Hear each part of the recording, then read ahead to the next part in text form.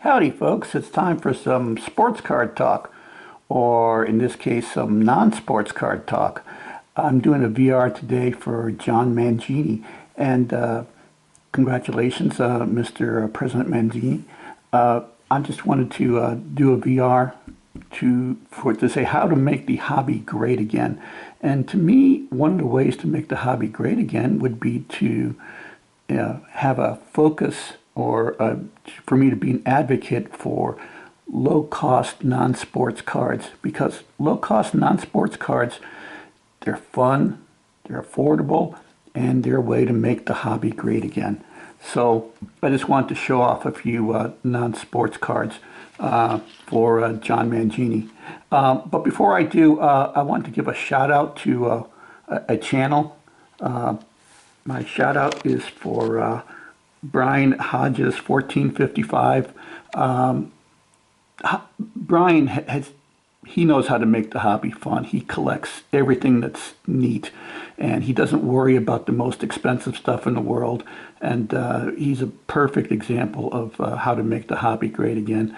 Go ahead and check out his channel, because he collects a lot of things, and it's neat stuff, and he doesn't break the bank to collect it.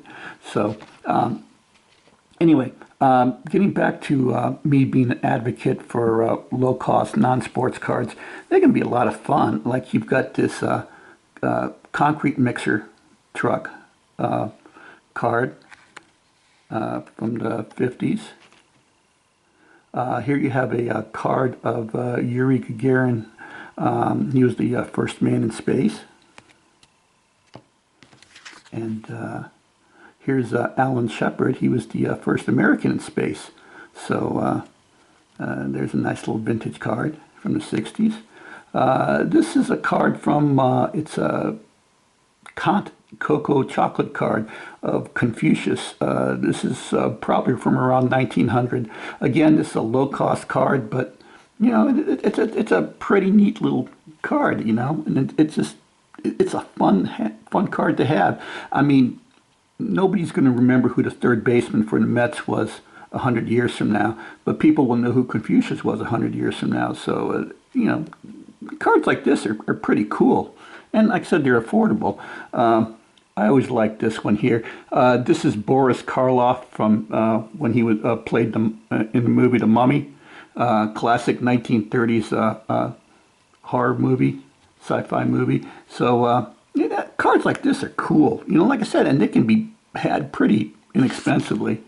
One of my favorite singers, Nat King Cole. This is probably his first card. It's a British issue, but I again, pretty cheap. I got it. It's Disc Jockey Gum, but it's a fun little set, and that's a nice pose of Nat King Cole. And here's a nice little card of Elton John. I mean, you can get this card for a couple bucks. I mean, this is a cool card. This is from the 70s. Here's a card. This is a Dockman & Son card of Buffalo Bill.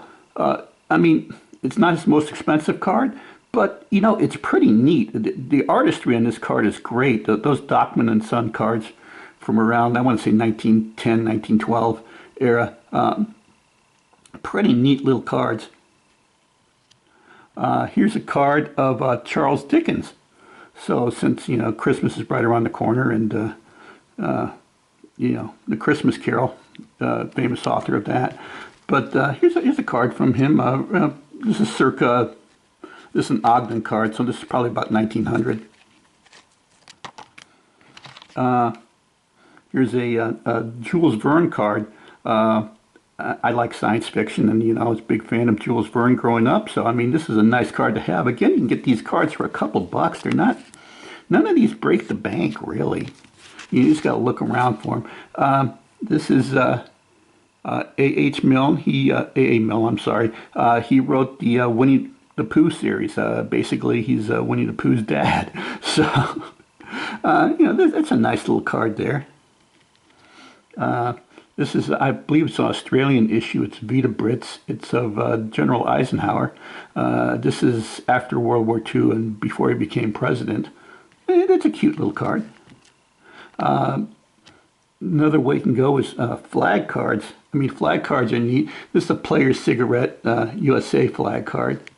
This is from the 30s, and also this is the Gaudi Soldier Boy issue. This is a flag card of Greece.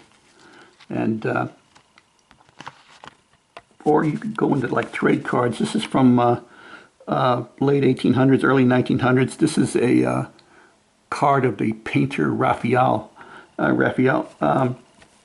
I just love the artistry on this card. This card is just beautiful.